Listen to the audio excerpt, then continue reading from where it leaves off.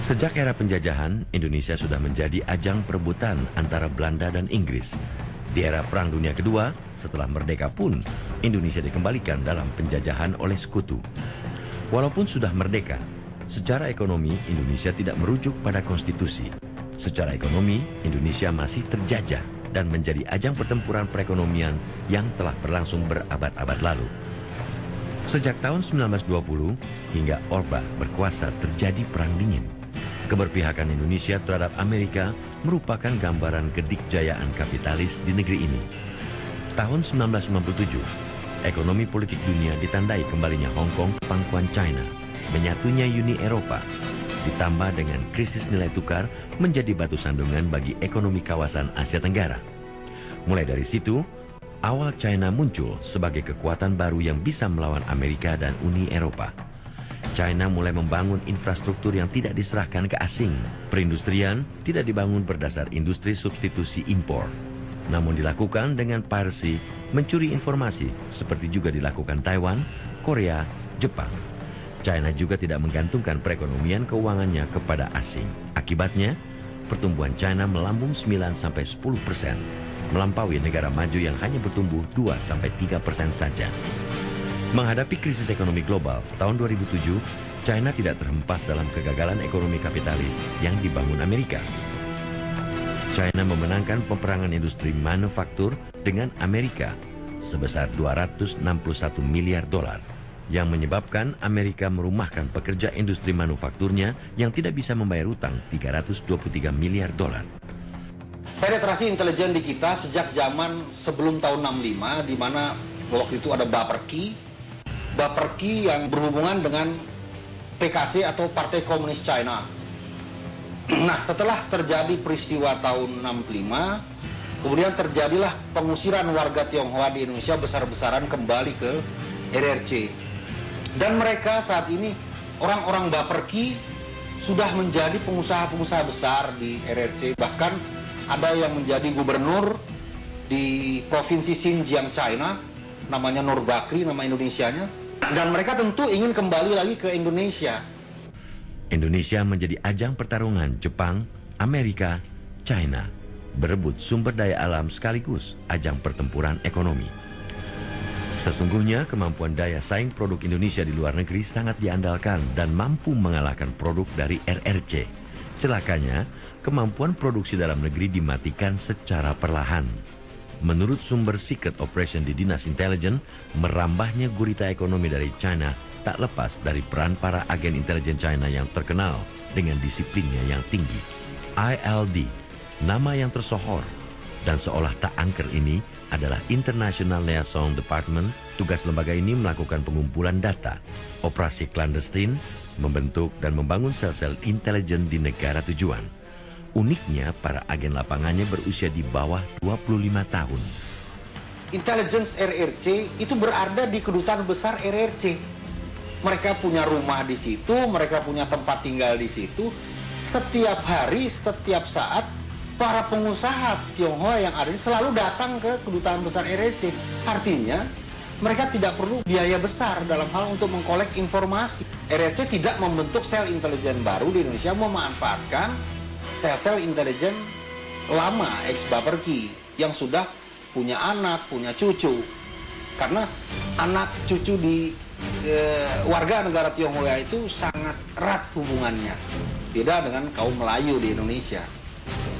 Walaupun anak cucunya sudah berubah dalam artian format berpikirnya, atau mereka berpikir dengan filosofi Western filosofis.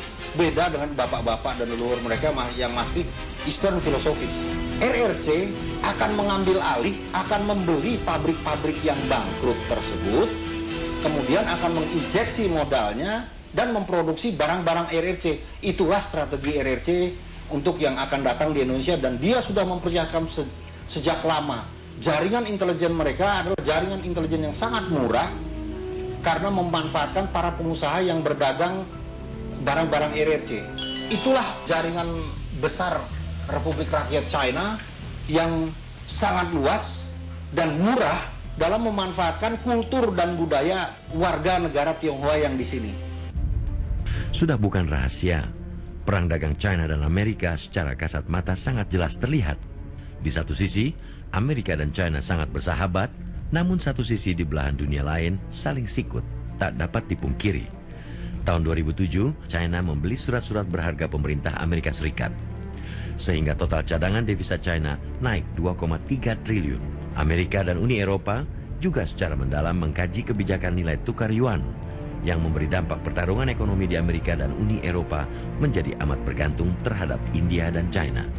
Kejelekannya adalah kebijakan pemerintah kita saat ini adalah mereka hanya memikirkan uang, tidak memikirkan rakyatnya.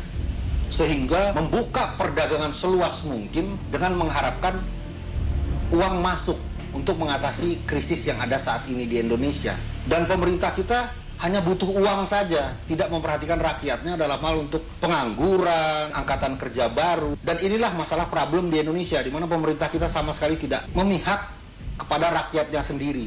Walaupun rakyat akan diuntungkan dengan barang-barang murah dari RRC.